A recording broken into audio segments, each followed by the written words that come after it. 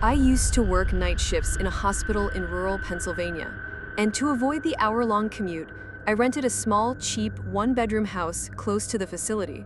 It was quiet, surrounded by thick trees, and spaced far enough from the next house that I rarely saw anyone. I didn't mind the isolation. In fact, after 12 hours of non-stop noise and patience, the silence was comforting.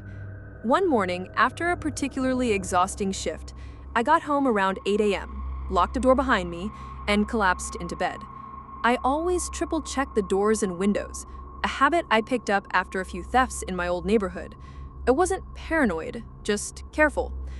I woke up around 2 p.m. to the sound of something tapping on the window. Not loud, just a soft, deliberate tap, tap, tap. My bedroom window faced the backyard, and the thought that someone might be back there made my stomach tighten. I told myself it was probably a branch or maybe a bird, but I couldn't ignore it. I got out of bed and peeked out the curtain. No one was there.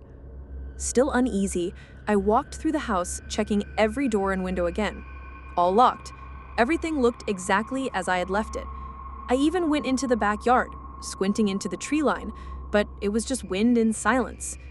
By 4 p.m., I had convinced myself I'd imagined it.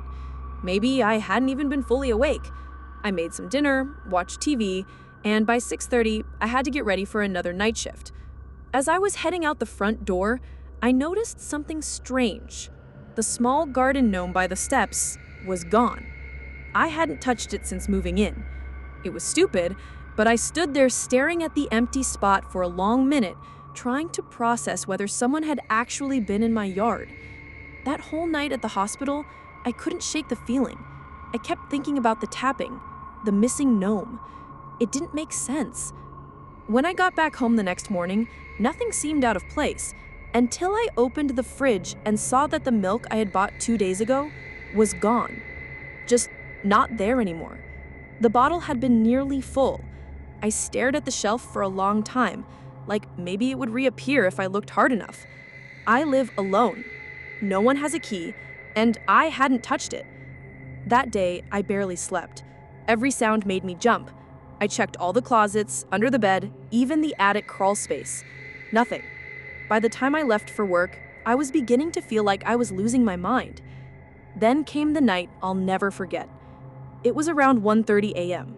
I was in the middle of restocking medical supplies when I got a notification on my phone from my security camera app. I had installed a small indoor cam in the hallway, pointing toward the living room. I opened the app, not expecting anything serious. But there was movement. The video was short, just 5 seconds. Grainy black and white footage showing a figure, tall, hunched slightly, walking from my kitchen toward the hallway. The face was blurred, like the person knew where the camera was and deliberately turned away, but I could see the shape of the head. The way they moved, slow, confident. Someone was in my house. I froze. I called the police immediately.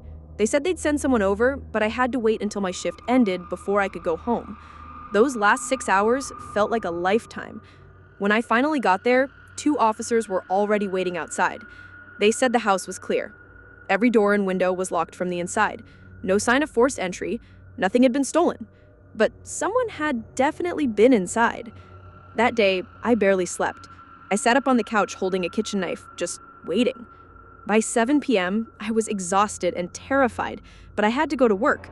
I begged a coworker to switch shifts with me. I told her something had happened, but I didn't give details. She agreed. That night, I stayed in a motel. It was crappy, loud, and uncomfortable, but I still slept better than I had in days. When I returned to the house the next morning, I brought a friend with me. We searched every inch, and in the closet, behind a row of winter coats, we found it. A small hole in the drywall. At first, I thought it was damage, but when we looked closer, we realized it was a makeshift entrance. Someone had cut it clean, about 2 feet wide. We shined a flashlight in. Behind the wall was a narrow crawl space that ran along the back of the house. Dust, insulation, and a small folded blanket. An empty food wrapper, a plastic water bottle. Someone had been living in my walls. We called the police again. They searched the crawl space, but whoever had been in there was long gone. They never found the person. I moved out the same week. left almost everything behind. I didn't care. I just wanted out. To this day, I have no idea how long they had been there. Days? Weeks? They never hurt me. They barely left a trace. But they watched me. They waited until I left. They moved around my house like they belonged there. The scariest part? I would have never known if they hadn't slipped up